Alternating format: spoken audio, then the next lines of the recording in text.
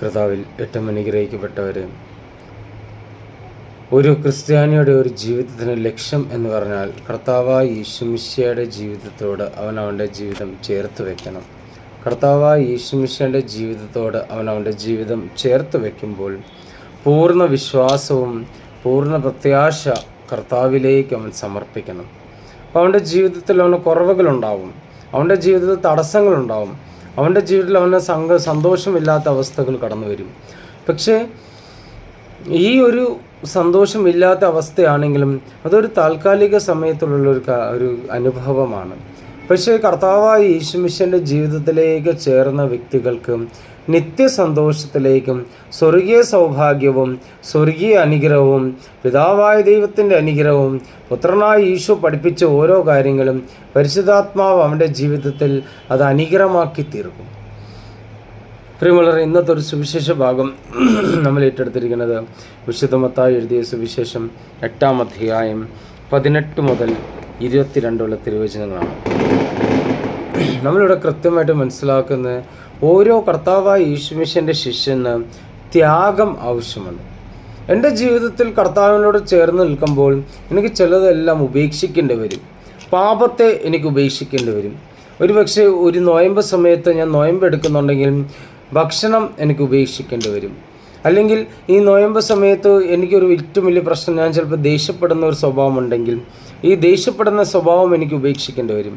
കാരണം എൻ്റെ ജീവിതത്തിൽ ഒരു കുറവിനെ ഞാൻ എന്നിൽ നിന്നും എന്നേക്കും എടുത്തു കളഞ്ഞാൽ മാത്രമേ ദൈവത്തിൻ്റെ സ്നേഹവും ദൈവത്തിൻ്റെ സംരക്ഷണവും എന്നിലേക്ക് കടന്നു വരും. പ്രിയമുള്ളവരെ, നമുക്ക് ചിന്തിക്കാം, അധികം ദൂരം ഒന്നും പോകണ്ട, നമ്മൾ നമ്മുടെ സുവിശേഷത്തിൽ തന്നെ ചിന്തിക്കാം. ക്രിസ്ത്യാനികളെ പീഡിപ്പിച്ച് നടന്ന സൗൽ, അവൻ കർത്താവിനെ സ്വീകരിക്കാൻ വേണ്ടി അവൻ്റെ സ്വഭാവവും അവൻ്റെ രീതിയും എല്ലാം മാറ്റി ത്യാഗമെടുത്തു. അവൻ കർത്താവിന് വേണ്ടി ത്യാഗമെടുത്തു. അവൻ നല്ലൊരു വ്യക്തിയായി. നമ്മൾ വചനത്തിൽ നോക്കാം, ഏത് സുവിശേഷ ഭാഗത്തിൽ നോക്കിയാലും അനുഗ്രഹത്തിനെക്കുറിച്ചാണ് നമ്മൾ കാണുന്നത്. അനുഗ്രഹമാണ് നമ്മളെ ശക്തിപ്പെടുത്തുന്നത്. നമ്മൾ കാണാം, നമ്മൾ സങ്കീർത്തനത്തിൽ ചിലത് സങ്കീർത്തനം, വിലാപിക്കുന്ന സങ്കീർത്തനം, സങ്കടപ്പെടുന്ന സങ്കീർത്തനം, പാട്ട് പാടുന്ന വ്യക്തികൾക്ക് സങ്കീർത്തനം, ഇതെല്ലാം ഓരോ സമയത്ത് കർത്താവിലേക്ക് ചേരുമ്പോൾ എനിക്ക് സങ്കടം വരുമ്പോൾ ഞാൻ കർത്താവിനെ ചേർന്ന് പിടിക്കുമ്പോൾ, കർത്താവേ എന്നെ രക്ഷിക്കണമേ, എനിക്ക് വേണ്ടി നീ തന്നെ യുദ്ധമിടണേ. അപ്പോൾ അങ്ങനെ ഓരോ കാര്യങ്ങൾ കർത്താവായ യേശുമിശിഹായാണ് നമ്മളെ പഠിപ്പിച്ചിരുന്നത്. അപ്പോൾ ത്യാഗം വേണം. ഈ ലോകത്തിൽ ക്ഷമയോടെ ത്യാഗമെടുത്തുകൊണ്ട് നമ്മൾ കർത്താവായ യേശുമിശിഹായിലേക്ക് നമ്മൾ ചേരണം. പ്രിയമുള്ളവരെ, 2 ആശയം ഇന്നത്തെ സുവിശേഷ ഭാഗത്തിൽ നമ്മൾ ശ്രദ്ധിക്കാം. ഒന്നാമത്തെ ആശയം, കർത്താവ് എവിടെയാണ് അവിടെയാണ് ശിഷ്യന്മാരായിരിക്കുന്നത്. പക്ഷേ ഇവിടെ നമുക്ക് കാണാം, കർത്താവെ നീ എവിടെയാണോ അവിടെ എന്നെ ചേർക്കണമേ. അല്ലെങ്കിൽ നമുക്ക് മനസ്സിലാക്കാൻ സാധിക്കും, മനുഷ്യപുത്രന് തല വയ്ക്കാൻ ഇടമില്ല, തല ചായ്ക്കാൻ വേണ്ടി ഇടമില്ല. അപ്പോൾ നമ്മൾ മനസ്സിലാക്കേണ്ട ആദ്യത്തെ കാര്യം, എനിക്ക് ഈ ലോകത്തിലെ സുഖമോ സന്തോഷമോ ഒന്നും വേണ്ട. ഞാൻ കർത്താവിൽ ആശ്രയം വെച്ചാൽ, കർത്താവിൽ ശരണം വെച്ചാൽ കർത്താവ് എന്നെ ഉയർത്തും, കർത്താവ് എന്നെ അനുഗ്രഹിക്കും. ഇപ്പോൾ കർത്താവായ യേശുമിശിഹായിൽ ഞാൻ എന്നെ തന്നെ സമർപ്പിക്കുമ്പോൾ എനിക്ക് ദൈവാശ്രയമാണ് എനിക്ക് ഏറ്റവും അധികം പ്രാധാന്യം. എനിക്ക് ലോകത്തിൻ്റെ ആശ്രയം ഒന്നും വേണ്ട, എനിക്ക് ലോകത്തിലെ ധനമോ ഒന്നും വേണ്ട. ഞാൻ ദൈവത്തിൽ മാത്രം ആശ്രയിക്കുന്നു.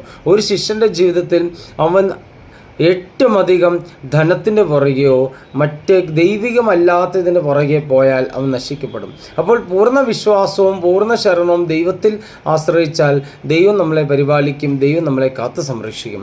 അടുത്തതായിട്ട് ഇവിടെ അവസാനത്തെ ഭാഗത്തിൽ കാണുന്നുണ്ട്, ശിഷ്യന്മാരിൽ മറ്റൊരുവൻ അവനോട് പറഞ്ഞു, കർത്താവേ, പോയി എൻ്റെ പിതാവിനെ സംസ്കരിച്ചിട്ട് വരാൻ എന്നെ അനുവദിക്കണമേ. യേശു പറഞ്ഞു, നീ എന്നെ അനുഗമിക്കുക, മരിച്ചവർ തങ്ങളുടെ മരിച്ചവരെ സംസ്കരിക്കട്ടെ. പ്രിയമുള്ളവരെ, ഏത് പ്രതികൂല സാധ്യതയിലാണെങ്കിലും ഏത് തടസ്സമുണ്ടെങ്കിലും ക്രിസ്തുവിനെ നോക്കി മുമ്പോട്ട് നടന്നാൽ ഒരിക്കലും നമ്മൾ പിന്തിരിഞ്ഞ് നോക്കാൻ പാടില്ല. നമ്മൾ മനസ്സിലാക്കണം, നമ്മൾ മാമോദീസ സ്വീകരിച്ച ആ നിമിഷം മുതൽ നമ്മൾ ക്രിസ്തുവിടെയാണ്. അപ്പോൾ ക്രിസ്തുവെ നോക്കി യാത്ര ചെയ്താൽ നമ്മൾ ഒരിക്കലും പിന്തിരിഞ്ഞ് നോക്കാൻ പാടില്ല. ഏതവസ്ഥയിലും ഇന്ന് നമുക്ക് കാണാം, ചില വ്യക്തികൾ പ്രാർത്ഥിച്ചിട്ടും അവർക്ക് ഉത്തരം ലഭിക്കുന്നെങ്കിൽ അവർ ചിന്തിക്കും അന്യദൈവൻ്റെ അടുത്ത് പോകാനും മതം മാറാനും ചിന്തിക്കും.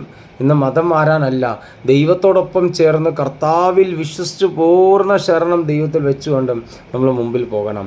ഇന്നല്ലെങ്കിൽ നാളെ ഒരു സമയത്ത് നിങ്ങളുടെ എല്ലാ പ്രശ്നങ്ങളും പരിഹരിക്കപ്പെടും. നമുക്ക് കാണാം, കുരിശിൽ കിടന്ന് മരിച്ചപ്പോൾ, വേദന അനുഭവിച്ചപ്പോൾ, അല്ലെ അതിന് മുമ്പായിട്ട് കർത്താവായി ഈശോ പ്രാർത്ഥിച്ച ഒരു പ്രാർത്ഥനയാണ്, പിതാവേ പറ്റുമെങ്കിൽ ഈ പാനപാത്രം എന്നിൽ നിന്ന് അകറ്റിക്കളയണമേ. പക്ഷേ അടുത്ത നിമിഷം ദൈവം ഈശോ പറഞ്ഞതാണ്, എൻ്റെ ഹിതമല്ല അവിടുത്തെ ഹിതം എന്താണെന്ന് അത് അതുപോലെ നിറവേറട്ടെ. മാതാവിന് വേണമെങ്കിൽ പറയാനും, ഞാൻ പുരുഷനെ അറിയുന്നില്ല, എങ്ങനെയാണ് ഞാൻ ഗർഭം ധരിച്ച് ഒരു പുത്രനെ പ്രസവിക്കുക? എന്നാൽ അവിടെ പറഞ്ഞത് അവിടുത്തെ ഹിതം എന്താണെന്നോ അതിന് നിറവേറട്ടെ. പ്രിയമുള്ളവരെ, ആ ഒരു വിശ്വാസത്തിൽ നമ്മളെ തന്നെ പൂർണ്ണമായി ഈശോയിലേക്ക് സമർപ്പിച്ചുകൊണ്ട് പ്രാർത്ഥിക്കാം. ദൈവം അനുഗ്രഹിക്കട്ടെ. ഈ നോയമ്പ് കാലം സന്തോഷത്തിന് നോയമ്പായി തീരട്ടെ. പൂർണ്ണ വിശ്വാസം ദൈവത്തിൽ വെച്ചുകൊണ്ട് നമുക്ക് നമ്മളെ തന്നെ ശുദ്ധീകരിക്കാം. ഈശോ അനുഗ്രഹിക്കട്ടെ. ആമീൻ.